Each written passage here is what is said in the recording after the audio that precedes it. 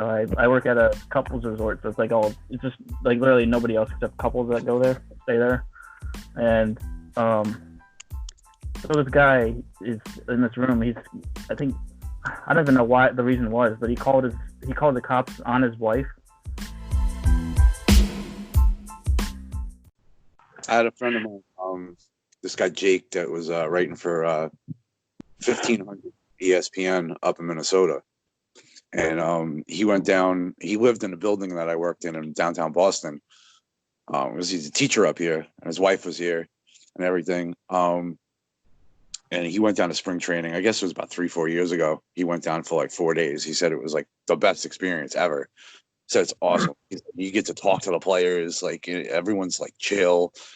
Like the fans are laid back. Like the fans aren't like crazy like they are during the season. It's like everyone's just laid back. You find fans from like every team everywhere, like just going to check out games and stuff. It's like it's completely different atmosphere than if you go to like a Red Sox game at Fenway or something like that. Oh yeah. He's like it's so chill. Like everyone, you like run into players and agents and like GMs and stuff like in restaurants. Like he's like you just like see people everywhere. He says it's awesome. That's awesome, yeah. Wow. Yeah, I definitely want to get down there. Yeah. That'd be cool to, like, if we end up growing this podcast, like go down there like next year or something and have like a live pod or something. Yeah. Yeah, we gotta start doing too is doing the pod on like the podcast section on the Scorecrow.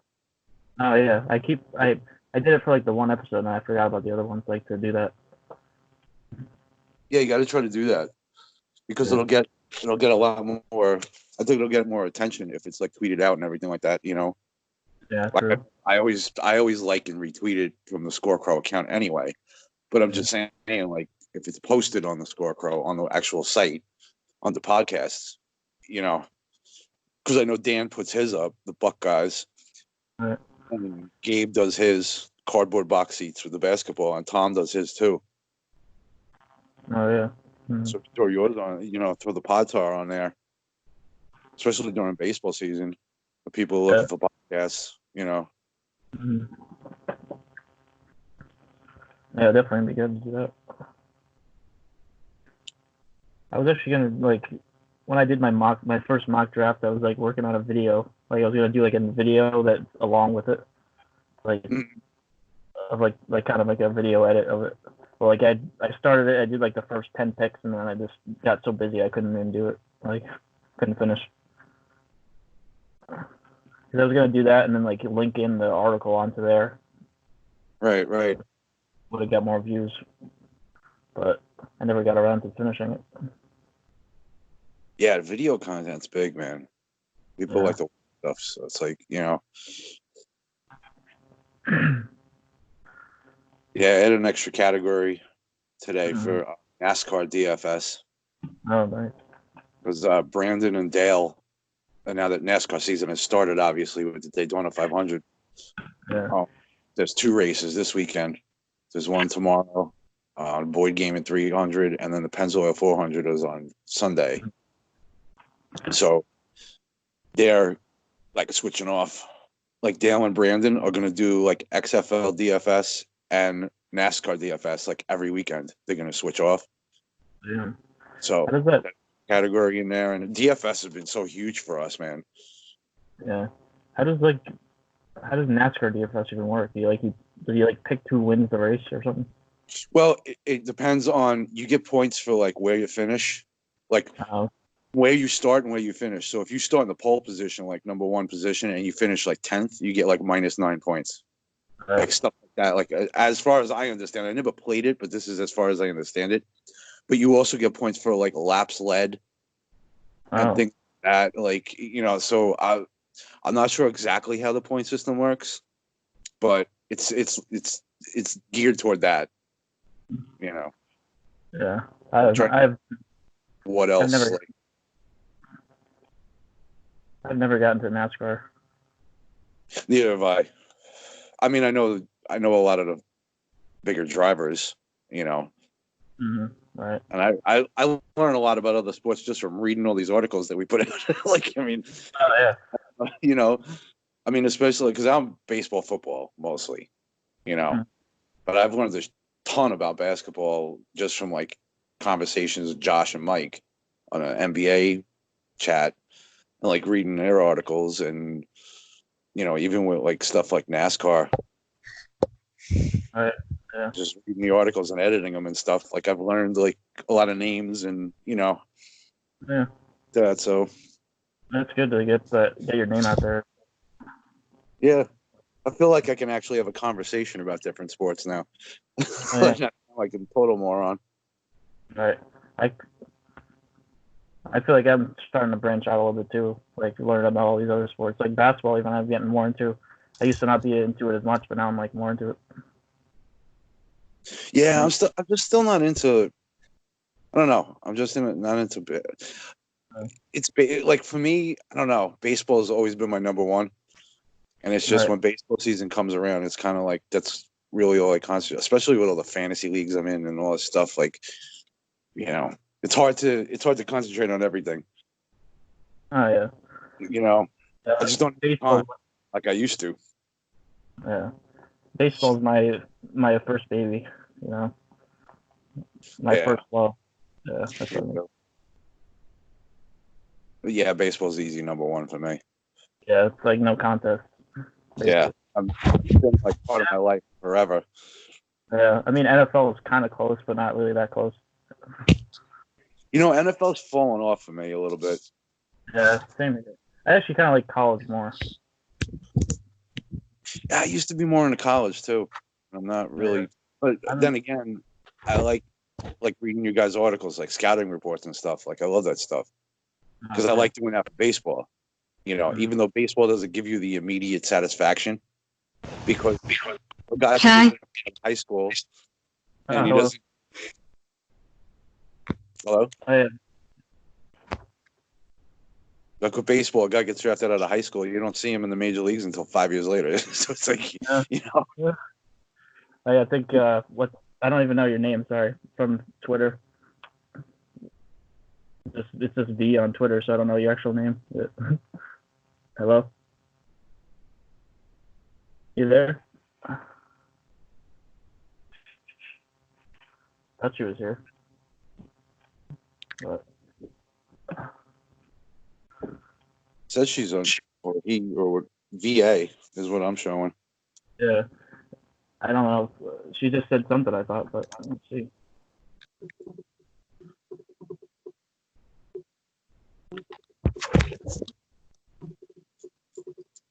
But yeah, I just going back to like college. Like I used to love this college. Like, I mean, I used to love NFL like a lot more than college. But now, like last couple of years, college has been like a lot more interesting to me.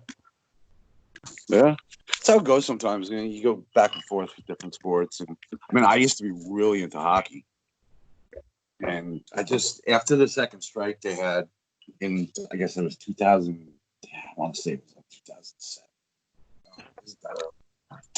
I don't know, like 2009, like around that. Like it was around that time, and it was just, I don't know. I lost interest. Yeah, And you know what it is? Like I don't. Even though up here there are a lot of Bruins, obviously the Bruins are big up here and stuff. But I mean, I'm not friends with a lot of people that follow a lot of hockey. So that's the thing too, is that I'm not talking about it all the time, like following it and everything like that. So it kind of, you know, if yeah, it's not forefront in your mind on a daily basis, then it's whatever. mm. And then plus my team stinks now. I was a Red Wings fan for a long time, and they're Yeah. horrible now. They just got like eliminated from the playoffs. Oh yeah, Like, how did that happen already when half the league makes the playoffs? yeah. What? This I actually I kind of got more into hockey this year. Like I never got into it as much until like a couple years ago I was into it, and then I kind of fell off of it, but then this year I got into it again. Like now I call myself a Rangers fan now. Like kind of. Yeah. I'm not really into it. I don't watch every game, so I don't really get into it. It was funny back in the '90s. I had a friend of mine that was really into hockey. He was a huge Rangers fan, Yeah. And him and his brother took me to a game for my birthday.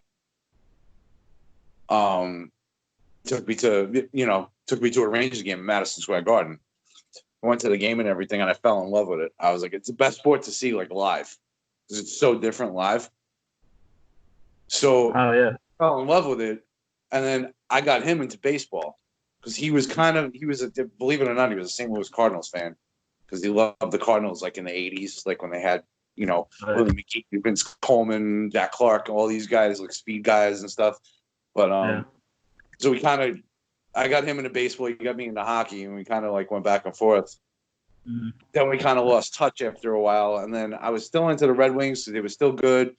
And then, like I said, after the strikes happened and stuff, I was like, I kind of lost interest in it. And I was like, yeah. But always baseball with me. Yeah, Always that's never gonna happen with baseball. You're never gonna fall out of love with that. No, never. I don't care what happens in the league. No. To be honest. Like you said the one time, like freaking even if the pitchers are throwing underhand, like you're still gonna watch it. Oh yeah, definitely. Like if it's freaking softball or something. I remember when I was younger, my great grandfather used to babysit me sometimes, and he was a huge Dodgers fan because he was from like Brooklyn Dodgers days. Now, obviously, they moved to LA. I'm not that old. They moved to LA since then. Before that. Yeah. Then he became a Mets fan because they were a National League team from New York, and stuff. So I was like, he would babysit me. I was like 2-3 years old. And he would sit me on the floor in the living room in the afternoon, like on a Sunday afternoon or whatever. And it was like baseball was on. So I was like ingrained in me when I was like a baby, dude. Like I was like, all about baseball. I played T-ball since I was 6 years old. Like, played up until first year of college. Yeah. I coached for like 10 years. I umpired for 13 years. Like I was always loved the game. Yeah. It was like it was my grandfather that got me into it. I started watching games with him all the time. And like it wasn't even my parents. Like, my parents didn't even watch it. And then like I started watching it all the time, and then like they're the ones who like started watching it because of me. They started like falling in love with the Yankees like I did. That's cool. Yeah, because even like my mom didn't watch it really when she was growing up because it was my dad, my mom's father that watched it. So, but she didn't watch it growing up really, but her brothers did. So. Yeah. Yeah, and then my great grandfather passed away when I was this was about 10. But his daughter, my grandmother, on my father's side, was a huge sports fan. She used to sit in the kitchen doing the New York Times crossword and listen to Mike and the Mad Dog on the radio back in the 80s. This is like her thing. And she used to watch the Knicks. She's a huge Knicks fan, huge Yankees fan. And that's the reason I became a Celtics fan back then, is because if the Yankees weren't on, if they played a day game and the Knicks were on at night, we'd watch the Knicks. And I remember watching the Knicks play the Celtics a lot, obviously, because back then they were in the same division. And the Celtics used to kill them all the time. So I became a Celtics fan, started rooting for them just to spite her, to piss her off. So, and of course, I was watching when Bird, McHale, and Parrish and all these guys were playing. So they were like, they were dominant back then. It was like Celtics Lakers in the 80s, So that's why I became a Celtics fan. But I haven't followed it much. Like I said, I know the main players, and I learned a lot this past year and a half, like talking to Josh and Mike and all these guys in the NBA chat and stuff. But I don't follow it. I really don't like sit down and watch games and stuff. I mean, playoffs, I'll watch a game or something, but I'm not really into it during the regular season. I definitely understand that part. But anyway, I think the other guest is here, so I think she wanted to chime in. You go ahead now.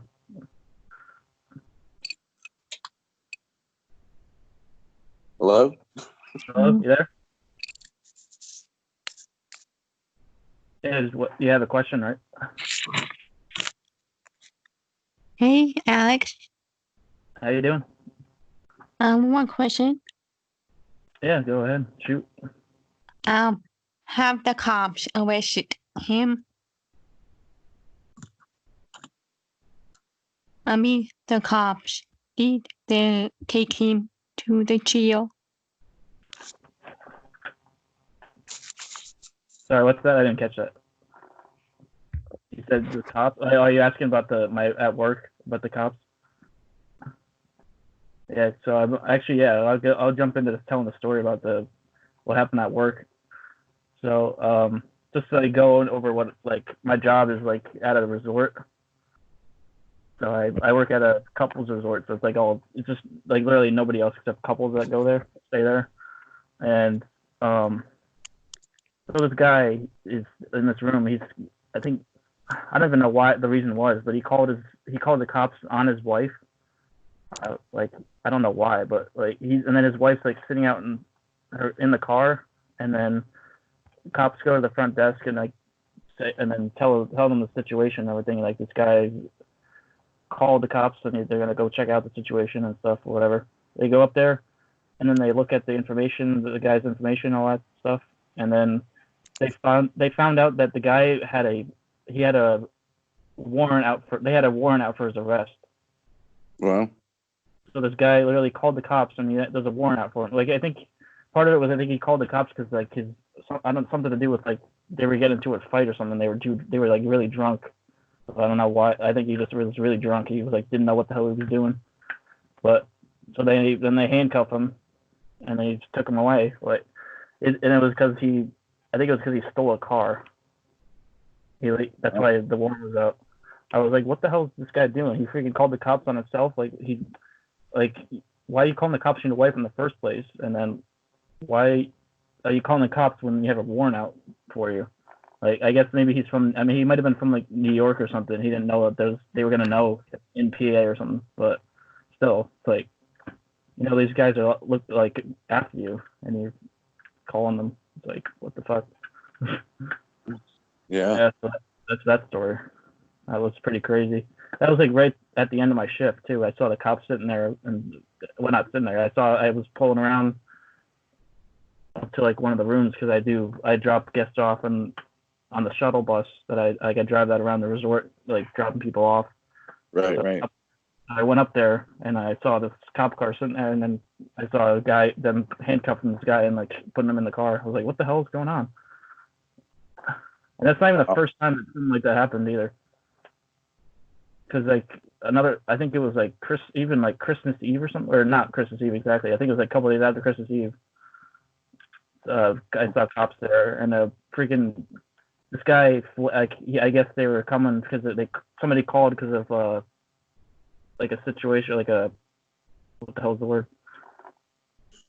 Domestic violence, or? Oh yeah, it was because of domestic violence, yeah. And then the guy actually like fled. He like drove away. Wow. And then, but his like girlfriend was still there, and like he left her there, and then it was her birthday and shit too. It's like he left her behind right there, like, and then she didn't have a car, and they only had one car, and then she didn't have a charger for her phone either. Well, and her phone was gonna die, so she didn't have any way of getting home. They live like 3,000 miles away. wow. I was like, what the hell? And so she actually bought like my charger off me for $20.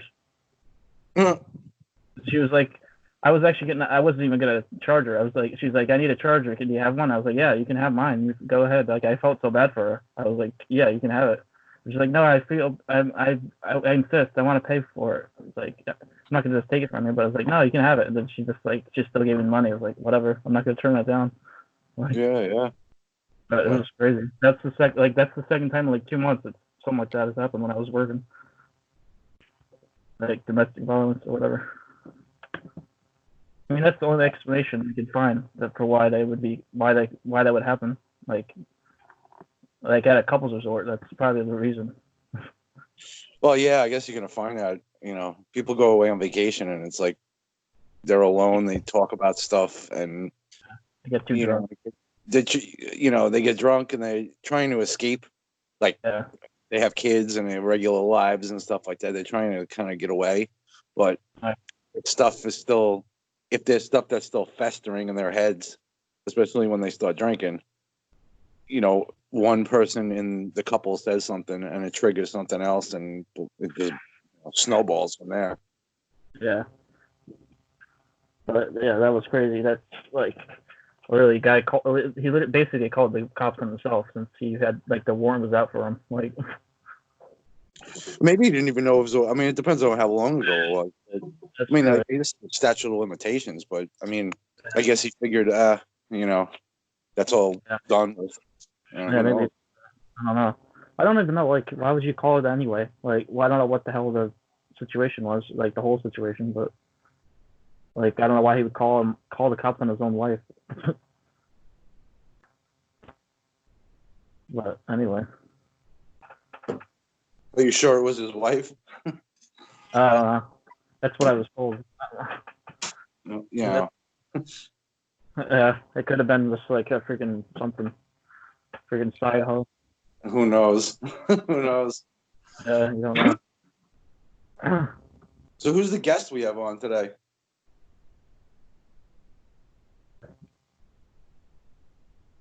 Yeah, I don't know your actual name because I have you on Twitter and it's like it's not your name's not on there. So let us know your name then. Oh, she's on mute, I think. Yeah, she's on mute now. I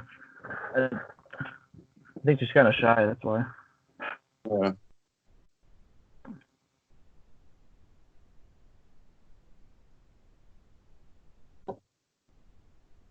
But I don't know. That was basically what I wanted to do the podcast. I wanted to tell the story. But I don't know what else is going on. Well, we got full games tomorrow. Yeah, just about everyone's playing tomorrow. Yeah. It's fun. It's finally starting. Yeah. The Yankees play at 1:00 on the Yes Network. Nice. Who are they playing? I don't remember now. Maybe was it Blue Jays? Yeah, it was Blue Jays. Yeah. I'll be watching that before I go to work at 3:30. Yeah, I get to see a lot of. Well, I have the MLB package anyway, so I mean, I get to see all the spring training games, but I get to see a lot of Boston and the Twins. They play like right next to each other. So they play a lot in the spring training. Like Boston and the Twins, they'll have like 8 games in spring training. Like they have a ton of games against each other because they're right there. Yeah. So being up here, they always have them on the Nesson. So I'll get to see a bunch of games. Let's check out some guys. Yeah. Try to watch it like after like the first week because I think they give a lot of these guys a shot. Mm-hmm. The first week, take a look at them, and then you'll see like after the first 2 weeks, really, people start getting cut, like sent back down and stuff, and they start paring it down a little bit. Mm-hmm. I mean, because they invite so many, a lot of people get spring invites, minor leaguers, major leaguers that they sign to like a minor league deal. If they make the club, then they get paid a certain amount, stuff like that. So I think Julius Chassin actually, because I know the Twins signed him, but I think they might have signed him to a minor league deal. And if he makes the club, he makes like $1 million. He could get incentives and stuff like that. Like, so you see a lot of that, like this first couple of weeks, especially the minor guys. Like some guy that's like that tore up like even advanced A ball last year. They'll bring him up just to get him a look against major league caliber or AAA caliber guys. Right. Get him a little feel before their season starts. So you see that a lot because they'll have the roster's 26 this year, but they'll have like 50, 60 guys in camp just to get a look at them. But I'm excited to see some of the young pitchers for the Yankees, like Clark Schmidt and Davey Garcia. Some of those. Yeah. Did they invite that kid King? I forget his first name. Yeah, Mike King. Yeah. Mike King. Yeah. Yeah. I should see him too. gonna be exciting. And then like they're gonna probably have a competition for like the fourth and fifth spots. Like it's depending on what happens with Severino too. Like 'cause Yeah. Severino will probably be down for a little while, and then Paxton's out. So I think one of those three pitchers is gonna end up with a spot. Like it'll be Montgomery for the fourth, and then the fifth will be maybe Davey, and then or maybe Michael King. We'll see what happens though. Yeah. I like you use an opener. Yeah, You know, that'd be we can roll with that. I don't know how many off days they have in the beginning of the season too. So sometimes teams have a couple off days where they don't actually need a fifth starter in the beginning of the season either. So that might help out the Yankees if their schedule is like that. I don't know what their schedule is like in March and April. So I have no idea. But a lot of times that happens where you have like a Monday off, then you'll have the following Monday off, then you have a Thursday off, then you have, you know what I mean? You get a bunch of off days yeah. that you can kind of work your rotation, even with a 4-man rotation, you can work around it. Yeah. So, you know, they might be able to do something like that. Yeah, that's definitely they're definitely gonna work around it. Like it's good to get these injuries out like now, so then like once it's like August, September, they're at full strength. Yeah. 'Cause they That's even what like I'm hoping for the Twins too. I mean, Pineda comes back off suspension on May 10th. You know, as long as we can get him by the end of May, have him make a couple starts in the minors, you know, get himself stretched out. And then Rich Hill, who we signed this year, he comes back. He's looking at June, beginning of June. So if we can get him like 3-4 starts before the All-Star break, he'll be good for the playoff run and everything. You know what I mean? Like he'll be fresh because he doesn't throw a lot of innings anyway. He's older. I think he's 38, 39 years old. But he'll be key in the playoffs because he's solid when he pitches. And he's a lefty, which we don't have in our starting rotation at all. So, I mean, that could be key in the playoffs down the stretch. So I'll be waiting to get those guys back. But for now, I'm fine with Barrios, Odorizzi, and Maeda as the top three. I mean, and then we got Homer Bailey holding down the 4th spot. We'll see how he does. He looked better in the second half last year. And then the 5th spot is going to be either opener, bullpen day, or it's going to be Dobnak or Smeltzer, probably. Yeah. You know, Chassin may win the job, too. Chassin can at least eat up some innings. So we'll see. It's going to be, you know, we'll see how they piece it together. But honestly, at 5, like, you know, when you have Barrios, Odorizzi, Maeda, and then getting Pineda and Hill back, that's a solid top 5, man. I mean, granted, I think Barrios is going to take a step forward this year, and Odorizzi took the qualifying offer. He's going to look to get paid next year as a 31-year-old. He's going to want a nice 4 or 5 year deal for $100 million. So he's going to pitch. Maeda's solid. Mm-hmm. You know, if Pineda and Hill come back strong, it's a solid top 5, man, going through the second half of the season. I like it. Not bad. I mean, no ace like a Cole or a Verlander or someone like that. But, you know, got to remember Barrios, this is his third full season or 4th full season in the majors now. Mm-hmm. Time for him, you know, time for him to step forward. Yeah. You know, maybe he could turn into that ace. We'll see. Yeah. If he does, I mean, the lineup is sick. Oh yeah, definitely. I mean, it's not like we're gonna have problems scoring runs. Especially now we got Donaldson too. 350 home runs. Yeah, I mean it's crazy, but you know, and I think the defense will be better adding Donaldson at third base. I think this is gonna. He's a world better than Sano at third. We'll see how Sano does at first, but I mean, if Sano stays healthy, that dude can hit 40, 45 home runs a year. Yeah. You know, Nelson Cruz just doesn't get older. I don't know. He's going to play till he's 50. You know, Donaldson and Kepler and Polanco, Mitch Garver again for a full season. You know, plenty in the lineup. I'm not worried about the lineup at all. No. Hey, Yeah. do you know who do you think will be Cy Young for this year? Wait, say that again. Sorry, I didn't catch that. Oh, who do you think will be Cy Young for this year? Will be the Cy Young this year? That's a good question. For the American League, I'm guessing, right? Both, both, American and natural. Okay. I guess I'll start with the American League first. I don't want to be biased. I don't want to say. I'm not going to say Garrett Cole because that would be too biased. So I'm going to go with somebody else. Let me think. I'm trying to think who could be good this year. You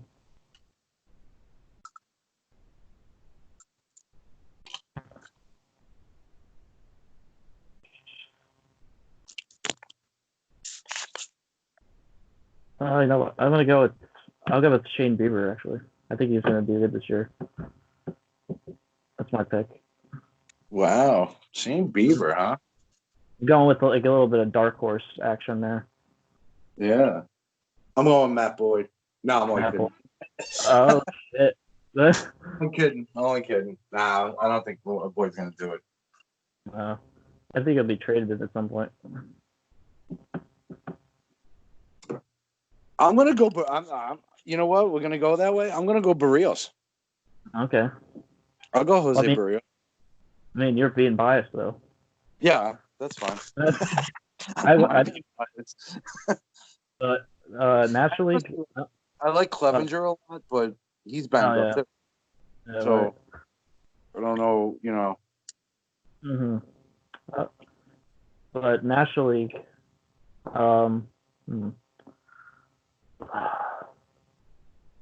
Well, I don't think it'll be DeGrom again because he already won 3 in a row. So, or was it 3 in a row? Or was it just 2 in a row? 2 in a row. 2 in a row. Yeah, I don't think it'll do 3 in a row. But I'm gonna go. Should I go Scherzer? I don't know. Actually, yeah, I'm gonna go with Flaherty, Jack Flaherty. Yeah, I got no problems with that. But I'm gonna go for National League. I'm gonna go Walker Buehler. Walker, that's a good pick too. Yeah, I like that. yeah. I think Buehler is really gonna. Dude's been a beast, man. Just already in his career. He's only pitched for 2 seasons, but I think this year he puts it all together. Yeah. Like you said, we're trying to stay away from DeGrom, Scherzer, Verlander, Cole, like the usual suspects. Another guy I can see being a real dark horse in the National League Cy Young is Luis Castillo. Oh yeah, I could see that. I like him a lot. Don't like the park he plays in, and if he gets a little home run happy, he could hurt him. But I think he's got great stuff. Yeah. Oh, you know what? It's gonna be Sonny Gray. Yeah, right. I mean, it's possible because he left the Yankees. Now he's good, so he's gonna win a Cy Young now. Yeah. I just never was a Sonny Gray guy. I just never I don't know. Even when he had a couple good years in Oakland, to me, he's just, I don't know. To me, he's nothing special. That's just I don't know. I got burned with him, fantasy leagues and stuff like that. I just don't, I don't know. I don't think his stuff is that great. And I just don't. He's not a big dude. Those guys I try to stay away from. I mean, I know you get someone like Tim Lincecum, who was back-to-back Cy Young Award winner. Yeah. And the dude was basically gone by the time he was 31. He tried to make a comeback with Texas and everything like that. And there's not a lot of small guys like that can actually last. And I think Gray is coming toward the end. I honestly do. Yeah, I think so. I mean, he might be solid for 1 or 2 more years, but I just don't see him lasting. But I could be wrong. I could be wrong. I've been wrong before. Yeah. But Oh yeah, you've been wrong all the time. What are you talking about? yeah, I've been wrong plenty of times. But yeah. I had the World Series picked last year, though. That's one thing I can hang my hat on. I had That's right. perfectly. That was a good one. I don't know how you got that. Yeah, it's and it was looking really bad for the Nationals in the beginning of the season. Yeah. But I had the proof. I was on Tom's pod on April 2nd, and I called Washington over the Astros in 7 games. Yeah. I think you did that on this pod too. You said Washington over the Astros. Yeah, I had a feeling about Washington last year because I also said it would be poetic justice to get rid of Harper and they won the World Series. Yeah. I thought that would have been like, I think it would be kind of poetic justice if he wins this year. Like if the Phillies win this year too. Phillies will win this year. Because like he I said, got Phillies wins. Phillies over the Yankees. Wins to win, but I think the Phillies might win it. Yeah. I don't know though. Did you see the whole Realmuto thing? No. Yeah, JT Realmuto, he lost his arbitration case. This is his last year of arbitration, and he's a free agent at the end of the year. Oh, damn. And he talked about it. There's a really good article. I think it's the Philly Esquire, or Philly Inquirer, or something like that. Okay. I read a great article about it, and he was looking for $12 million. He got $10 million. Oh. But he was upset about the process of it. And I think people are blowing it out of proportion. They're saying like, oh, he's making only $10 million. Oh, whatever, blah, blah, blah. He's a millionaire. And he said it multiple times in the article. He said, I'm lucky to be in the position I'm in. Right. I'm not disappointed in the contract. I'm not disappointed in the money I make. Like, that's not that. It's that he felt that the Phillies went into arbitration and they compared him to other catchers in the league rather than comparing him to other players, like as a precedent. And actually, the article brought up Rendon. Rendon got $12.5 million when he went to arbitration 2 years ago. And when they put up Rendon's stats at the time, career stats, compared to JT Realmuto's stats this year, going into this year, they were similar. Oh, yeah. But that was kind of his point. Is like, why are you comparing me just against other catchers? Why aren't you comparing me to like hitters around the league? Why do catchers have a certain like? So that was kind of his thing, that I felt that like he was talking about. So, but people are coming off now on Twitter. Even Bill James came on Twitter, was talking about like JT Realmuto. Like that he's disappointed. He's upset about his losing his arbitration case because he's only making $10 million this year. Blah blah. He's twisting it. Like that's not from what I gathered from the article from Philly. Is not what he was saying. He was saying he was disappointed in the process. Okay. And of course did the PR thing, and they asked him about, well, if Philly wants to, give you an extension, you're going to talk about that. He's like, we'll cover that when it gets to that. But, he's like, I have no ill will. I have no, I'm getting ready for the season. All right. So he said all the right things at that point. It was like, I just want to play baseball. I just want to get ready for the season, help the team win, blah, blah, blah, blah, blah. The usual. But I thought it was interesting that, like, people twist things like that. Yeah. I saw Bill James come on. Bill James was online on Twitter, like with a poll, like talking about, like, do you think it's unfair that he's making only 10 million, like in capital letters, only 10 million or something like that. I was like, what's he trying to say? Like, spit it out. Don't be like all ambiguous about it, Bill. Like, come on now. And then he's arguing with it. and he got ratioed completely. Oh, You know, because people were like, "What the hell are you talking about?" Like, what, you know, but whatever. Come on, Bill. Jeez. Realmuto's the best catcher in baseball. Yeah. Hands down. He is. Consistently the past few years, he's been the best catcher in baseball. Since Posey's gone down, Realmuto's taken over. I'd say probably the past 3 years, Realmuto's been the best catcher. He's an incredible defensive catcher. And the dude hit, what did he hit? 280, 25 bombs, and like 80 RBIs, 90 runs. I mean, who puts up that kind of production on a regular basis? You know, I know guys like, you know, even when I wrote the fantasy article with the catchers, like, you know, I know guys like Sanchez and Garver, and these guys have the power potential and stuff like that. But they've only done it once. It's not like, you know, Gary Sanchez burst onto the scene and he had a great second year. But the past year and a half, he's been hurt. He's hit 180. Like, I mean, you know, same thing with Garver. Yeah, Garver was great last year, 31 home runs in 93 games. But he was also a 29-year-old rookie. Like, what has he done? You know, it's not like he's done this consistently. You know, Realmuto's been solid and making even progression. Like, he's been very linear with his progression. You know, and I think he's in his prime now. I think he's just going to get better for the next couple of years. Then he'll hit the regression. Probably moves to first base or third base. You know. Yeah. There's still 3 more years of a really good catcher. Yeah. You know. So. Not to mention, he catches a crazy amount of games.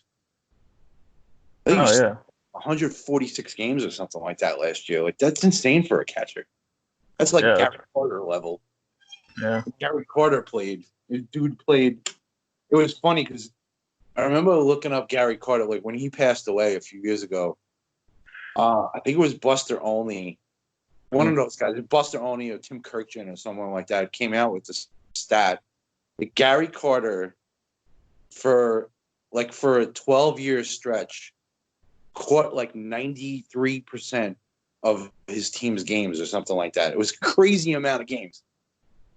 Dude would catch like 155 games a year. Oh yeah, that's insane. And still have that offensive. I mean, that's a lot, man. Yeah. I mean, we look at that at every sport now, like the load management in NBA and, you know, stuff like that. Like, these guys were workhorses, and that's got to be rewarded. Definitely. You know, workhorses like that. You know, Yadi Molina's like that. He's been like that through his career.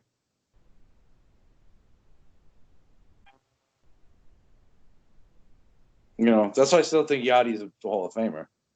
Oh yeah. He's definitely a Hall of Famer. Yeah. Who was it that wrote an article that, like, arguing that he's not? Was it Marcus? Marcos? No, that was like, I keep seeing it because it gets views all the time. Like, I don't know how this is possible, but I forget who it was. I think it was Logan or Lamar. Was it Marcos? Oh. I'm trying to remember. I thought it was Marcos. Might have been. I thought it was somebody that's still here. Was it? Oh man, I don't remember. I'll have to look it up, but yeah, the article still gets views. Like, I see the views, like I check out, and it'll be like every day there's like 3 views. Yada yada. Molina not a Hall of Famer. I'm like, what? Like, who's looking for stuff? It's probably from looking up. They're probably looking up like, is Yadier Molina a Hall of Famer or something? Well, like that. That's the thing. If you Google it, you know, something like that could come up on the first or second page. That's the way it gets, or it gets picked up by another publication. Sometimes another publication will pick up an article. Mm-hmm.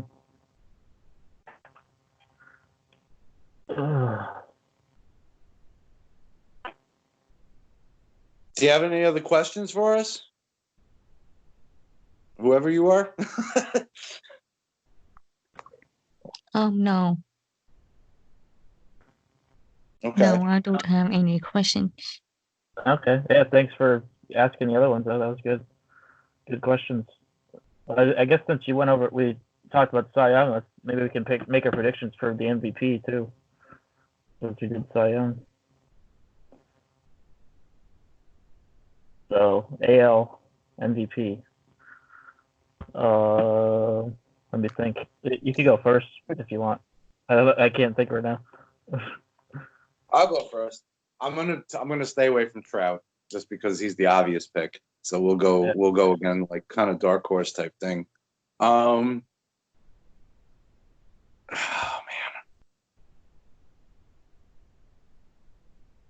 MVP.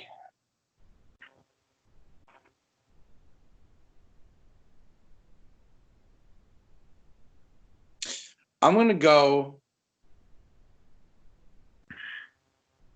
Matt Chapman. Ooh. Okay. I think Oakland wins that division this year. And I think they can get close again to 100 games and possibly win 100 games. And I think Chapman's defense, which is elite, and I think he takes another step forward. You got to remember, the dude's only been in the league for 3 years. Yeah. I think his offense takes a step forward, and I think he's going to put up enough. Like he'll have like an 8 or 9 WAR season. And I think he'll be up there. So I can see Chapman doing it, especially if Oakland does win that division over the Astros, and they put up 101 wins or something like that. Chapman hits like 36, 37 bombs, Gold Glove defense. I could see it. So I'm gonna go with Matt Chapman.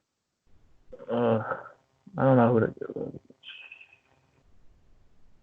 This is a tough one. Go ahead, be a homer and pick Aaron Judge. You know you want to do it. I don't know if I want to, like, even if I go for the Yankees, like, I don't know if I want to go with Aaron Judge or want to go with, like, Giancarlo Stanton, because I feel like he's going to have a huge season this year. I guess I'll go with Judge, though. I don't know. Yeah, I'll go with Judge. I was thinking Judge, too, but I was like, Yeah. But NL, let me think here. NL, I'm going to go with, I'll go with Acuna, actually. wow. Okay. 40-40, I think he gets. Acuna. All right. I'm going to go with, because I think the Phillies are going to win that division. Yeah. I'm going to go with Harper. Mm-hmm. I'm going to Bryce Harper. I think he has a year like he did in 15. I think he comes up huge this year. Yeah. These are obviously like early picks too. Like these don't have to be official. We'll probably change it a lot during the season. Yeah, but even if we change it and it winds up being like Harper or something, I'm gonna go back on this pod and be like, "Hey, look, I called it." Yeah. Revisionist history. Yeah. All right.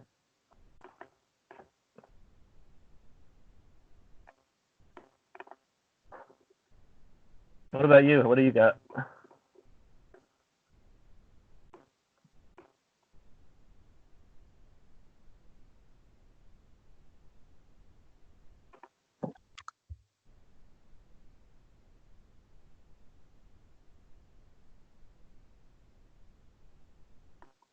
Oh, I guess. Okay.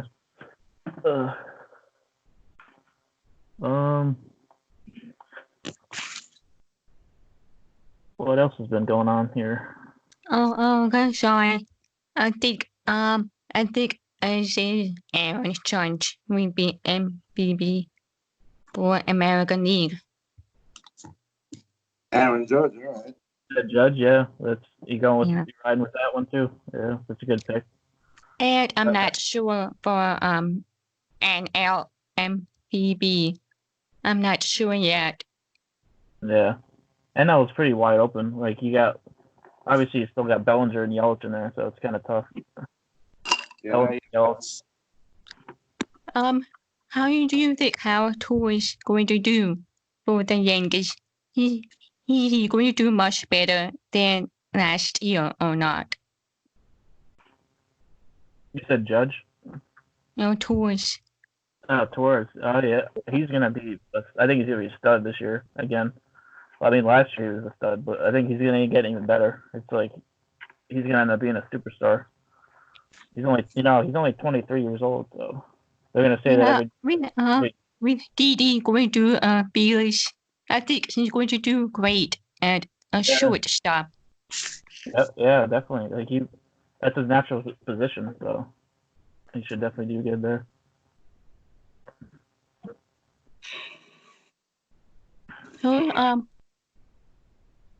So if we put toys on shortstop, then DJ will play second base, but on first base, who do you think will do way better, Mike Ford or Nuke? Mike Ford or Luke Voigt. I think a lot of people like don't realize how good of a hitter Luke Voigt is. Like I think both of them are pretty good. Like I mean, Ford did good last year, but Luke Voigt was like he was kind of hurt last year, and that's why he kind of underperformed a little bit. So I think when he's healthy, he's gonna hit so many bombs this year, like, and then he's gonna just shore up that position. And well, obviously, Mayhew can play there too, and whenever he needs a day off or something. But I don't know. We'll see what happens too. Like I don't even know if Ford's gonna make it out of camp because there's a lot of spots that are like even Tyler Wade to have a shot at making it out. He's like a versatile player, so I don't know if there might not be a spot for Ford. I like Void a lot. I really like. I think he's one of the. Honestly, I think he's one of the best hitters on the team. Yeah. He kills the ball. Yeah. I mean, when you look at his stats and stuff, when you look at his like hard hit percentage and things like that, like he really hits the ball hard. I like Voigt definitely being a starting first baseman there. Yeah. I think Ford is expendable. I think Ford they're going to use as a piece to possibly package with someone or something like that. Like he'll be a piece they move. Yeah, I can see that. Yeah, because like I said, with like especially when like LeMahieu can play there too. There's not really much of a spot there. Yeah, I think you need someone like a Tyler Wade because he could play a little middle infield. Like he could fill in second if you want to put DJ at first. Yeah. But I think DJ being back at his natural spot at second, Glaber being at short. I honestly think Urshela is going to play a lot at third, and they're going to have Andujar being the DH. And then they're about moving Andujar around the field too. But I think a healthy Stanton should be in left field. Definitely, yeah. Judge right, and Gardner and Talkman splitting time in center field. Yeah, I'm kind of curious what happens with Frazier because he's like, I've been out. Like he's gonna keep going back. Like he's gonna be stuck down in AAA all the time. Like we need to move him somewhere. He's gonna run out of options soon. Yeah. He only has like I don't know how many options you have left. I think he might still have a season left of options, but yeah, he might have one or two, but that's about it. It can't be many. Dude's 20, he's like 26 years old already. Yeah, I could see like at the deadline them like piecing him and Ford together for like or something like that. For a relief arm or something. Something like that, yeah. For a bullpen arm or, fifth starter type guy or something like that, Yeah, I could definitely see that. Yeah. Oh, yeah. Do you know that account? I forget the name of it. It's like this account that it's Yankee King whatever, and he like has these ridiculous freaking trades that he puts out there, like tweets out. And he's like the one today was like Yankees, and it was a Yankees Red Sox trade, and it was like Yankees acquire Chris Sale and Benintendi, and for JB Garcia, Clint Frazier. Oh yeah, I know what the trade is. Yeah, that was just crazy. J Happ, Josh Smith, and then some other right-handed pitcher. Like what the hell is this guy smoking? I, Yeah, I talked to Justin about that. He said he thought Andrew will help Yankees a lot because of his speed and his great defense. So I don't know why he thinks that. Yeah, and the Yankees are giving way too much up there. That's not a good trade. And like, what you don't need Chris Sale either. But I think Chris Sale is a good pitcher, even though he was hurt last year. But I don't know how he will do this year. Chris Sale's an incredible pitcher, Yeah. but he just hasn't been as healthy the past 2 years. But when he's on the mound, he's great. He's still a great pitcher. You know, it would help the Yankees if they could put Chris Sale in that rotation. That would be incredible. But to give up the whole farm, I mean, Yeah, taking on that contract. Yeah, I don't want that. You know what I mean? I mean, Benintendi's nice too. Yeah. He did an off year last year. I think Benintendi's going to bounce back. He's a good enough hitter that he should bounce back. I think it was just basically sophomore slump type thing. Yeah. You know, we see that with hitters a lot. But you know, I think Benintendi bounces back a little this year. He is a good defensive player. Right. He's solid. But the only thing with that is we really have no room in the outfield. No. I mean, you still have Gardner this year. You got Talkman. I mean, when Hicks finally comes back, you still got him signed for 6 more years. You locked into Stanton and Judge. Where does Benintendi play? Because Benintendi's still locked in team control for 4 more years. So, what do you do? You know, what are you doing with all that? Why Benintendi? Like, why would you take on an outfielder when you don't need one? Yeah, it wouldn't make sense. Unless you're going to throw him in center field, and the Yankees aren't going to trade Gardner. No. And they still have Hicks coming back. I just don't see it. I don't see that at all. I mean, it doesn't fit. Sale would be fine. If you can give up a couple minor leaguers, non-pitchers, and get Sale and take on maybe half the contract and have Boston pay half of it, you might be all right with that. I would be happy about that. And that's the one good thing I like, because I'm being a Twins fan. I like the fact that we have like all this draft capital.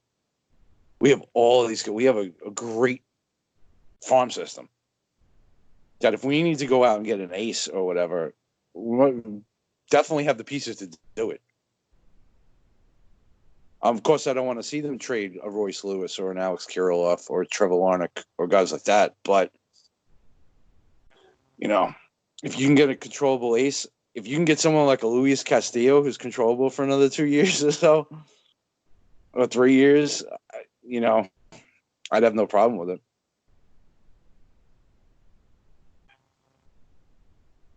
Yeah. Just the problem with Sale is the money. Mm-hmm. I mean, exactly. That contract. Obviously, if the Yankees eat more of it, then they don't have to give up as much of their farm. And Boston, if Boston is willing to trade Chris Sale, they're going to want the team they're trading him to eat at least half of that contract, because that's part of the reason they get rid of it. So I don't know how that would work out. That, you know, ask between Cashman and Shane Bloom.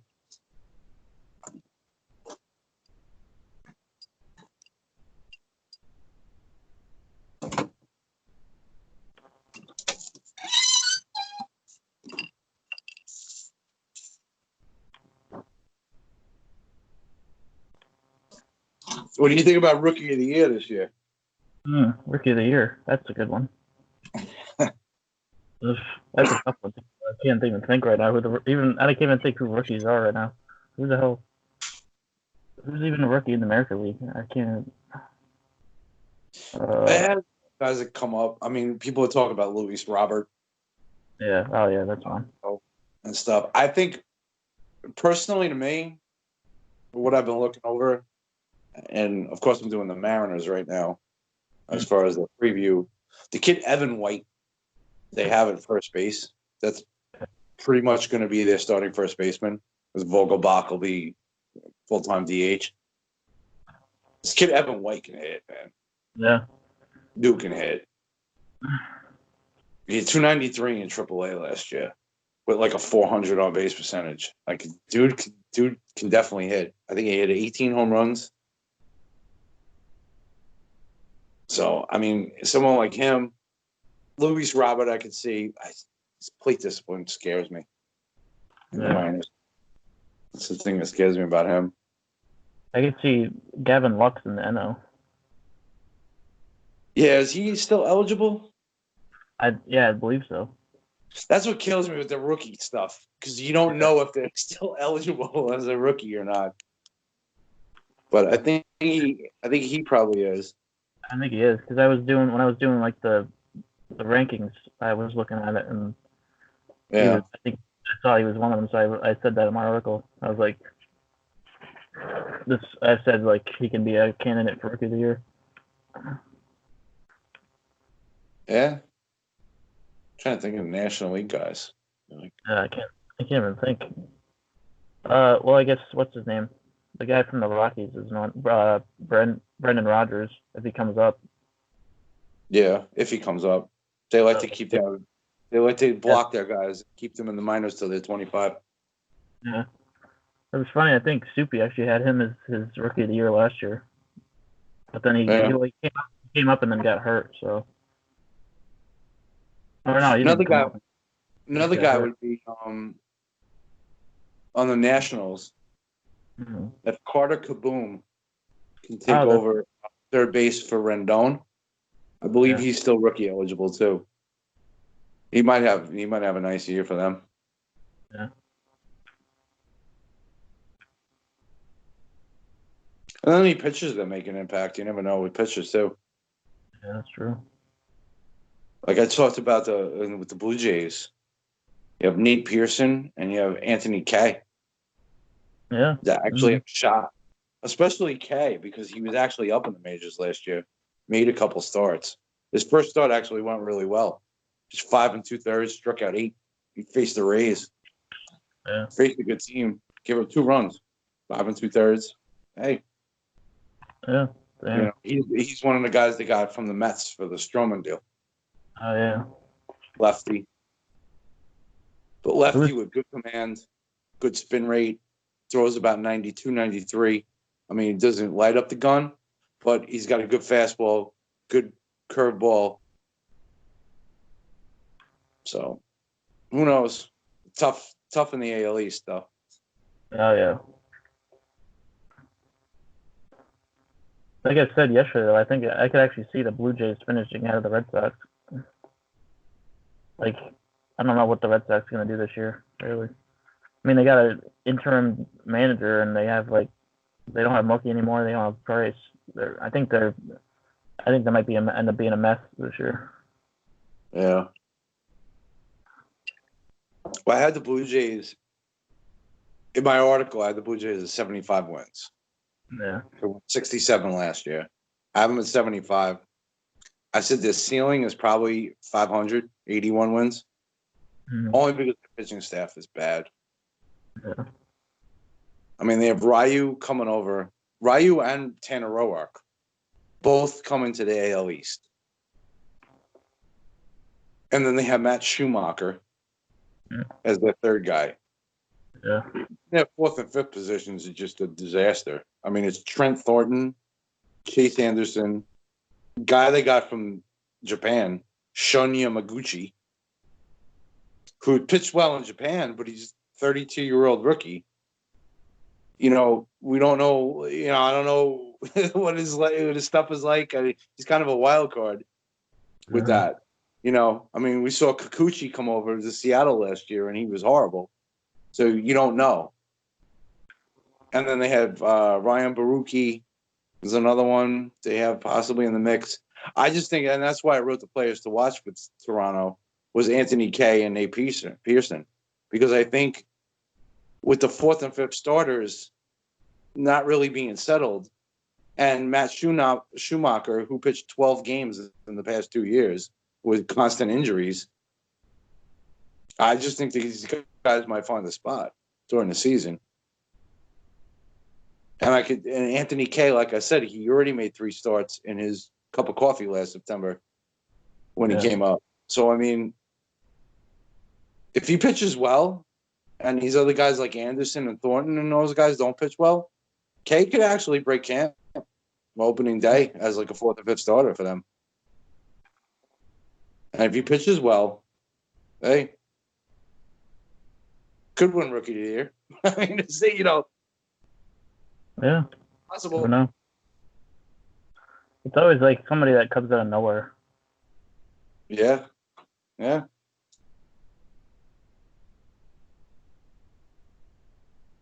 Yeah, there'll be some guy called up in May that like tears the cover off the ball or something like that. Like you never know. Yeah.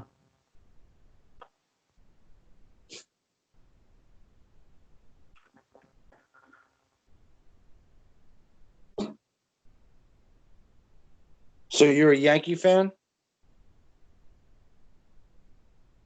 I'll call you V for now because I don't know your name.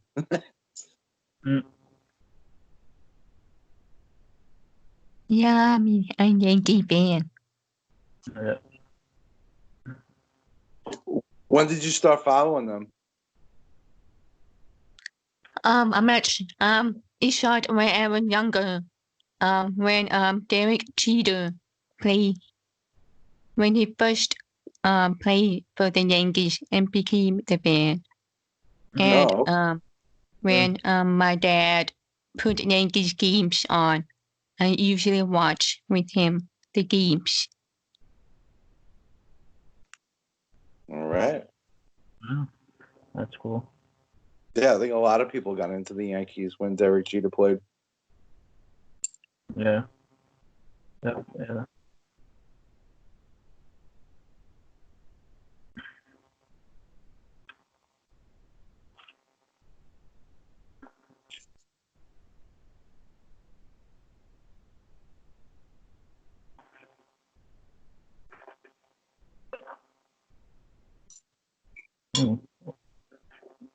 Anything else interesting in the world?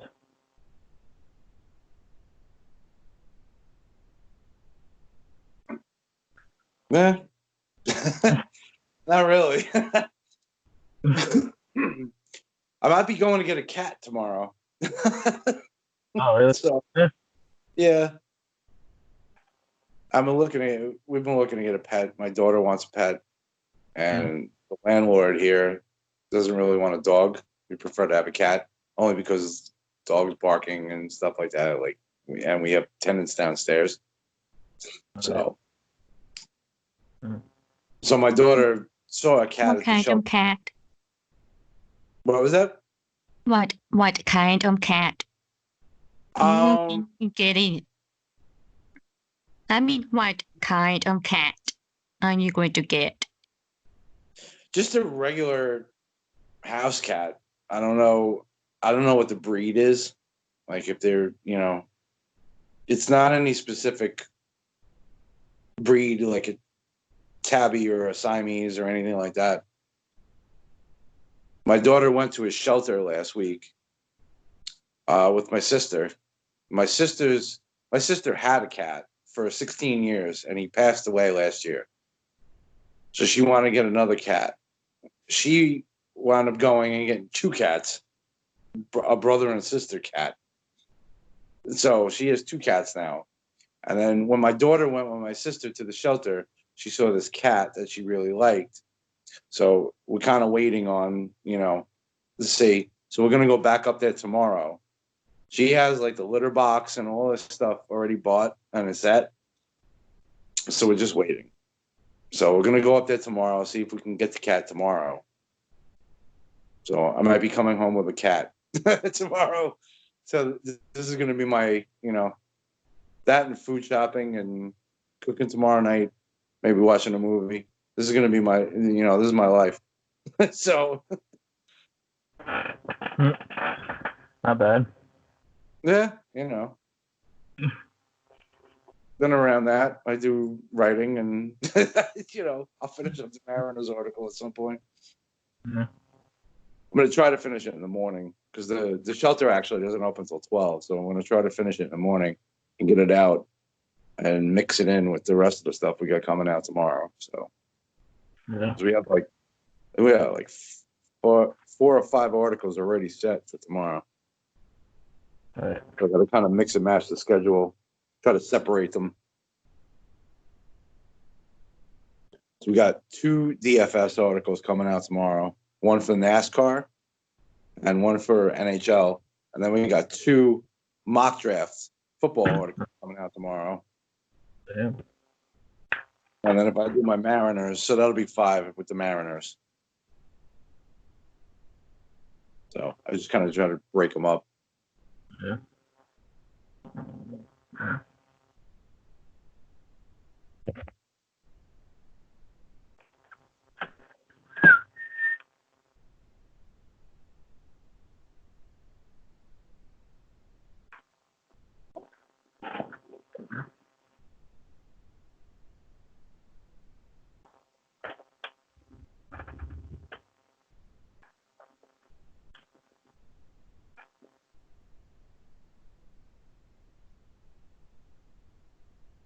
Nice little dead air there.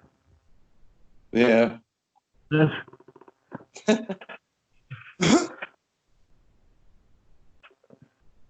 Yeah, I don't know what else we have to cover. I don't know. I don't know. V, you have anything else for us? Anything else you want to say?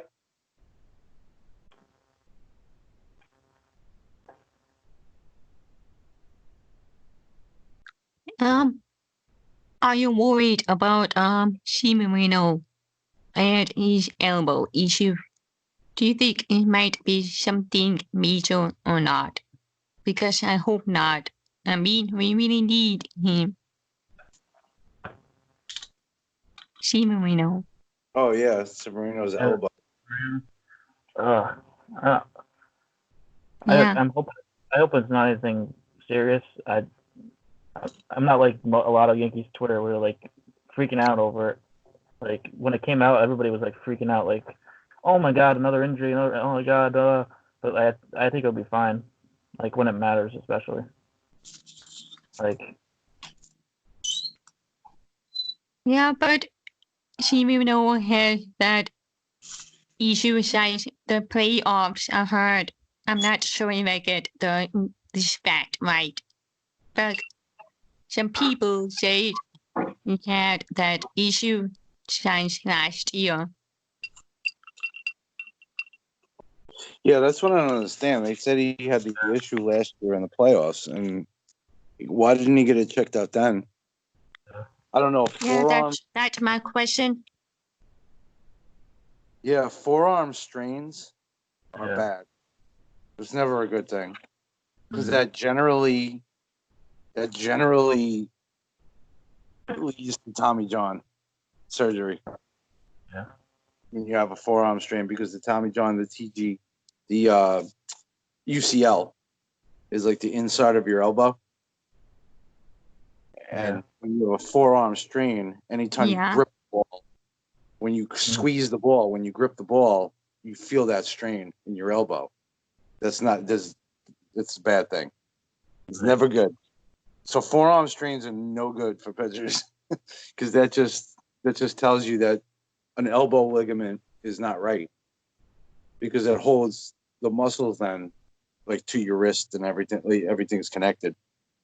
I'd like to ask Beth more about it, but Yeah. I pretty much know that forearm strains are not good. No. You know, it's just not a good thing. It's not a good sign. It could just be loose bodies in his elbow that are causing pain. Maybe it's a debridement, which is like when you have if you have a bone spur or something and it starts rubbing against a nerve, it could be something that they can go in and shave down the bone and then it's smoother and it doesn't rub against the nerve anymore. And that's a simple procedure, and that's something that doesn't require a lot of recovery. Mm-hmm. But it'll depend on what the state of his ligaments and tendons are. I mean, if his UCL is damaged, it's not good. Yeah. I'm holding my breath. I mean, because if it's Tommy John surgery and he has it now, he's not back until All-Star break next year. Yeah. I mean, that's a good, especially with someone as young as he is, that's a good 14 to 18 months. Mm-hmm. And usually pitchers that come back, it takes them another 6 months to get back to like normal. So he's not going to be, if he has Tommy John surgery, he's not going to be Severino until 2022. Yeah. Yeah. But Uh-huh. you got to be positive. I mean, I know. you got to think maybe it's just like I said, maybe it's a bone spur that's Right. rubbing against his nerve or something, and it's a debridement. They can just shave it down, and it's not that big of a deal. That's kind of like arthroscopic surgery. Yeah. A couple weeks recovery time, but. Mm-hmm.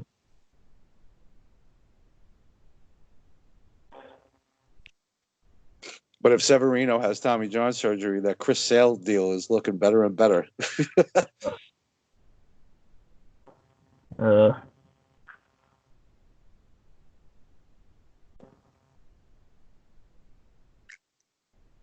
If you want Chris Sale, who do you want to give up to Red Sox for Chris Sale?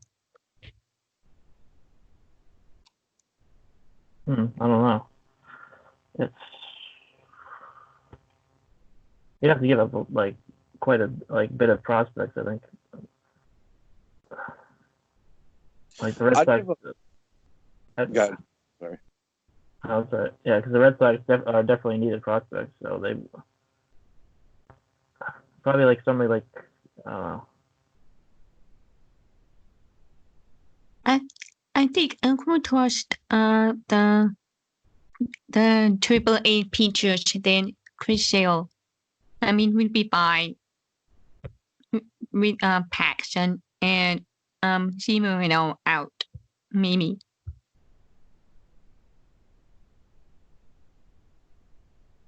Yeah, I mean Paxton's probably going to miss. I'd say probably 2 months. Yeah. Of the regular season total. Maybe 6 weeks of the regular season. It all depends. The problem with Paxton is he's had injury issues his whole career. So, I mean, we don't know. I mean, granted, it was a cyst in his wrist. It's not that big of a deal, but still, you don't know. You don't know how you compensate for an injury, rehabbing, if it hurts something else or whatever. I don't know.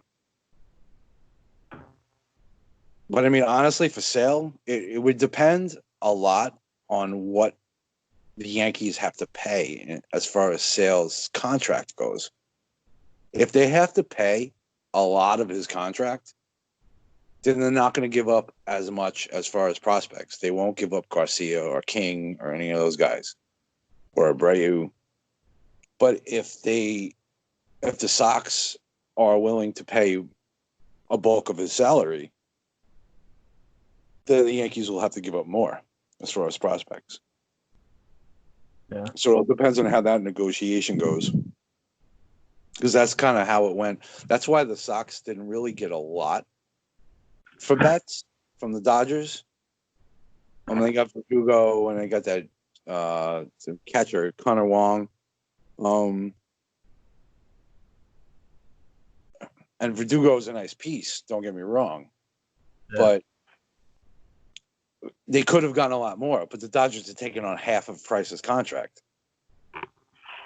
So that, if the Sox are willing to take half of Sale's contract, Yankees could probably give him Garcia and like a low-level prospect and maybe Clint Frazier or something like that. Like, you know what I mean? Like, kind of throw-ins. A top-notch prospect, and then like a couple throw-ins, and they can get Sale. Yeah. If you go into the playoffs with Cole, Tanaka, Sale, and Paxton, even if Severino has Tommy John, that's ridiculous right there. You come back next year with Cole, Tanaka, Paxton, Sale, and Severino. Are you kidding me? Yeah. Severino, easy. Tanaka and Paxton are going to be they're free agents next year, so.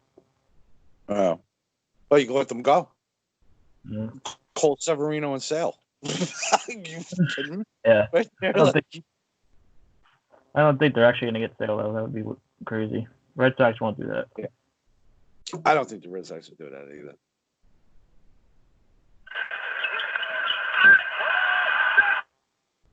They're not going to trade with the Yankees. I don't think it's going to happen. No. Yeah, I mean, Babe Ruth is one thing. I think they learned the lesson from that. Yeah, I don't think it's going to happen. No. I don't think they do it. If they trade Sale at all, which I don't even know if they'll do at this point, but if they trade Sale at all, I mean, this would mean the Red Sox are going total rebuild. Yeah. See, the Red Sox, I think that they still have a shot. And I mean, honestly, the lineup's is still pretty good, even without Betts. And I know Betts is great, top 5 player, but they still have a lineup. JD Martinez is a stud. Xander Bogaerts and Rafael Devers have both come up, and they locked up Bogaerts. Benintendi has a bounce back year. They have a really good lineup. Christian Vasquez behind the plate actually stepped up last year as far as with his bat.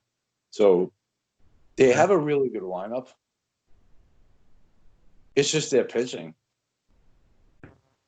If Sale can stay healthy and Eduardo Rodriguez can be consistent, they have a nice top 2. Yeah. But Porcello's gone. Price is gone. I don't know what else they have.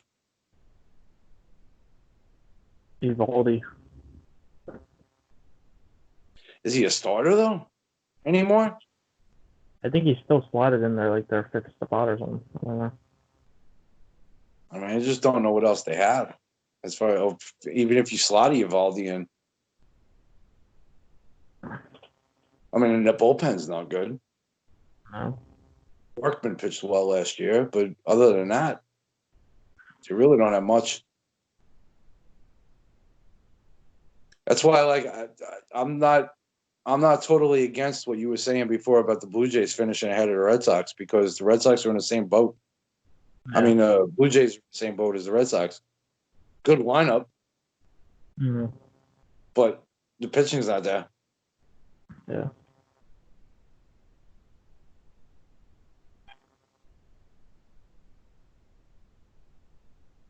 I mean, the Red Sox have 2.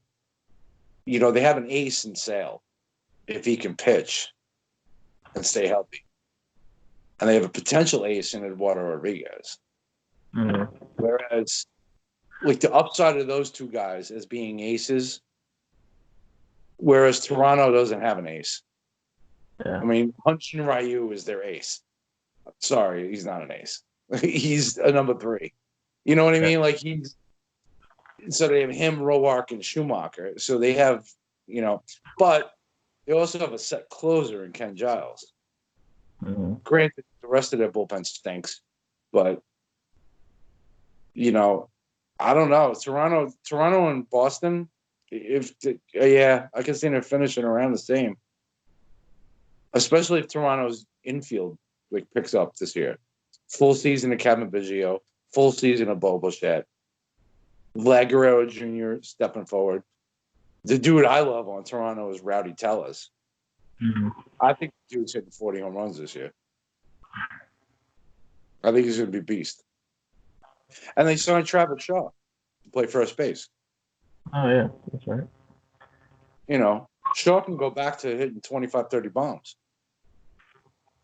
And then they have Lourdes Gurriel playing left field, Teoscar Hernandez, and Randall Grichuk, who Hernandez and Grichuk, yeah, they're going to strike out 500 times, but they'll hit 60 home runs. They are what they are. I don't know. Like I said, the Blue Jays are going to score a lot of runs this year, but I think they're going to give up a lot because their pitching stinks. Mm-hmm. So they'll be a fun team to watch. When the Yankees go play Toronto, the games are going to be 11-9. Yeah.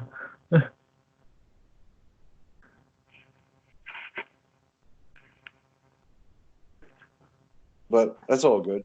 That's fine. I just don't think you can win games consistently like that without an ace or two. I just don't think you can slug your way to like a playoff. Yeah. They could score 20 runs a game. That's fine. I'll do it. Yeah.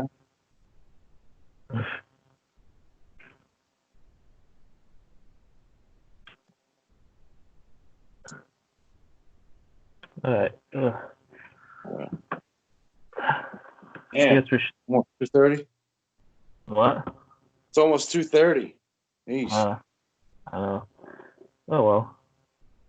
That's all good. You get to bed though. You got to work in the morning? No. But Oh.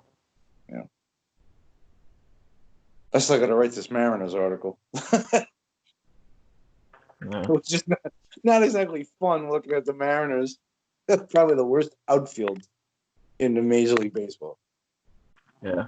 I mean, really, Kyle Lewis, Malik Smith, and Jake Fraley. Ew.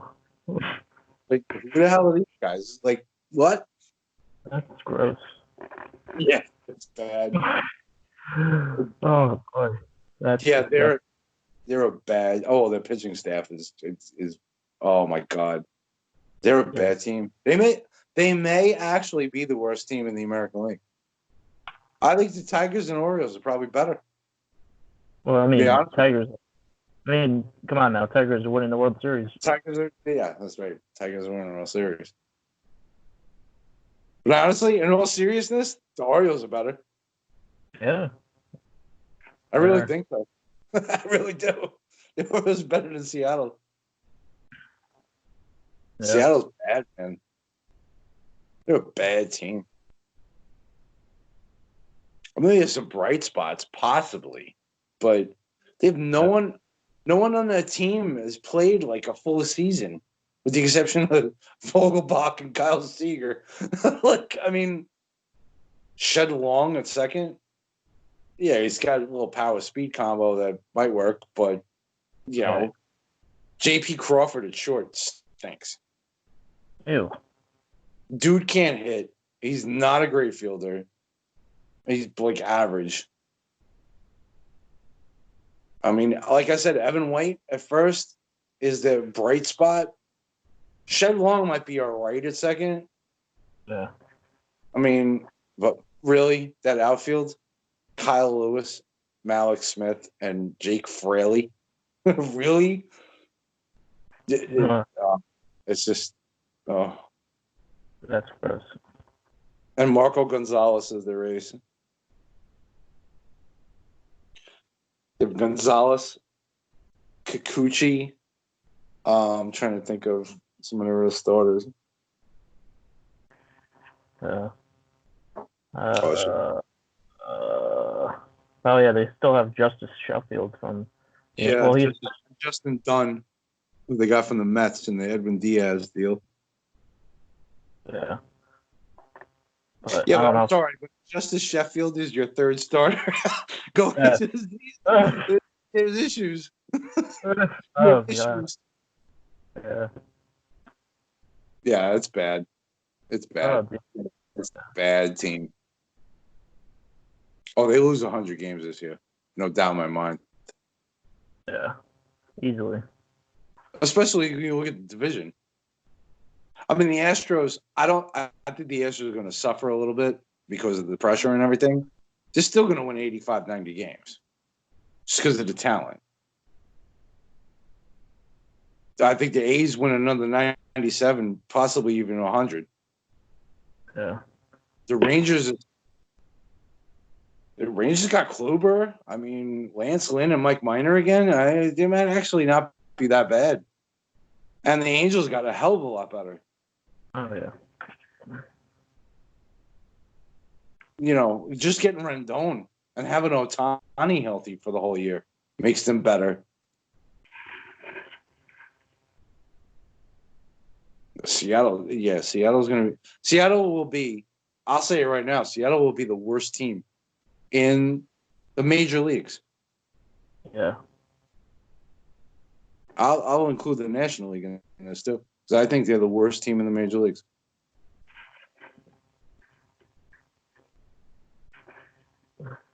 Yeah, I definitely agree with that. I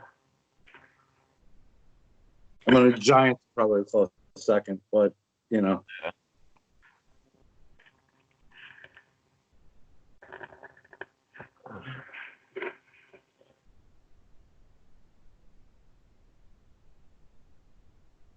You know what? If you want to make baseball more interesting, just have the bottom dwellers have how about they play a game, play a series. The series, the worst team in baseball. There you go.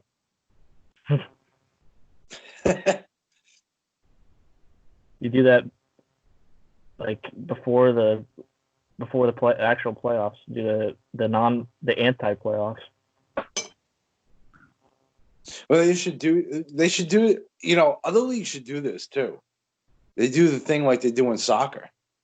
Oh yeah, kick them out. Yeah, you have the relegation. I mean, if you're like a bottom two team in your Champions League, you get knocked down to the bottom league, and the two teams that are underneath you get bumped up to your league. You know, the following year. Start doing stuff like that. Yeah.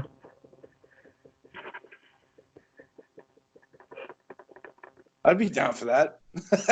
You have like two baseball leagues, like the Champions League and like the shitty league. You know what I mean? Like it's kind of like in college basketball. You have the NCAA tournament, that March Madness, and then you have the NIT tournament, like the not in tournament. You know what I mean? Like they should do something like that in baseball.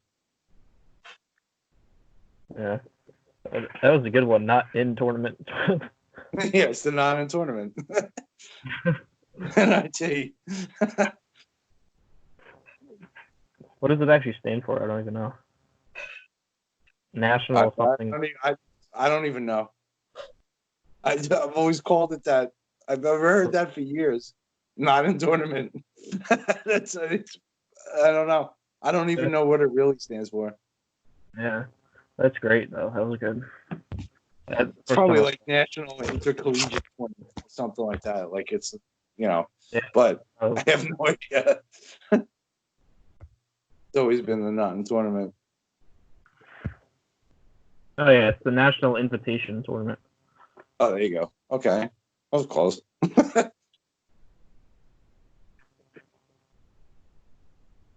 So they invite all the teams that didn't make the cut. It's basically what it is. So yes, it's the not in tournament. Yeah.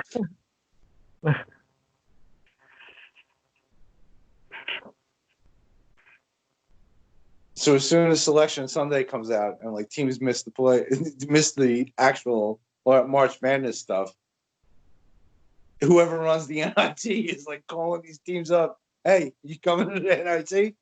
You ready? That's basically what it comes down to. Yeah.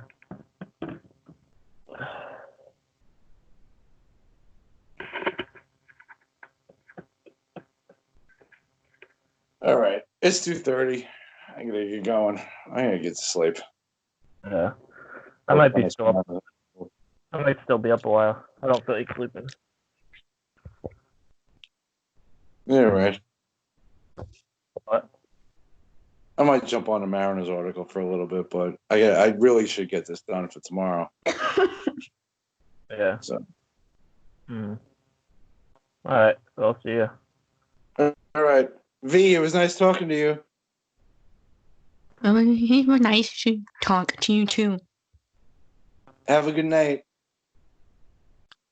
You too. Thank you. All right. See ya.